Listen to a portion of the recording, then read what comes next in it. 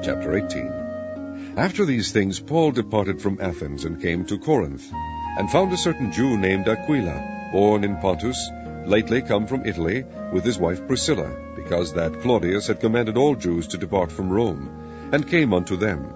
And because he was of the same craft, he abode with them, and wrought, for by their occupation they were tent-makers. And he reasoned in the synagogue every Sabbath, and persuaded the Jews and the Greeks. And when Silas and Timotheus were come from Macedonia, Paul was pressed in the Spirit, and testified to the Jews that Jesus was Christ. And when they opposed themselves and blasphemed, he shook his raiment, and said unto them, Your blood be upon your own heads, I am clean. From henceforth I will go unto the Gentiles. And he departed thence, and entered into a certain man's house, named Justus, one that worshipped God, whose house joined hard to the synagogue. And Crispus, the chief ruler of the synagogue, believed on the Lord with all his house. And many of the Corinthians, hearing, believed, and were baptized. Then spake the Lord to Paul in the night by a vision. Be not afraid, but speak, and hold not thy peace. For I am with thee, and no man shall set on thee to hurt thee, for I have much people in this city. And he continued there 1 year and 6 months, teaching the word of God among them. And when Gallio was the deputy of Achaia, the Jews made insurrection with one accord against Paul, and brought him to the judgment seat, saying, This fellow persuadeth men to worship God contrary to the law. And when Paul was now about to open his mouth, Gallio said unto the Jews, If it were a matter of wrong or wicked lewdness, O ye Jews, reason would that I should bear with you.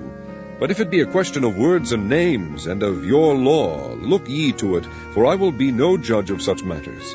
And he drave them from the judgment seat. Then all the Greeks took Sosthenes, the chief ruler of the synagogue, and beat him before the judgment seat. And Gallio cared for none of those things. And Paul after this tarried there yet a good while, and then took his leave of the brethren, and with him Priscilla and Aquila, having shorn his head in Cenchrea, for he had a vow. And he came to Ephesus, and left them there. But he himself entered into the synagogue, and reasoned with the Jews. Now when they desired him to tarry longer time with them, he consented not, but bade them farewell, saying, I must by all means keep this feast that cometh in Jerusalem, but I will return again unto you, if God will. And he sailed from Ephesus. And when he had landed at Caesarea, and gone up and saluted the church, he went down to Antioch. And after he had spent some time there, he departed and went over all the country of Galatia and Phrygia in order, strengthening all the disciples.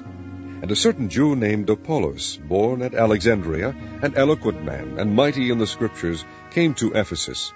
This man was instructed in the way of the Lord, and being fervent in the Spirit, he spake and taught diligently the things of the Lord, knowing only the baptism of John. And he began to speak boldly in the synagogue, whom when Aquila and Priscilla had heard, they took him unto them, and expounded unto him the way of God more perfectly.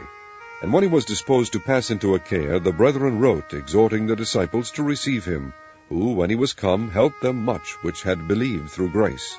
For he mightily convinced the Jews, and that publicly, shewing by the Scriptures that Jesus was Christ.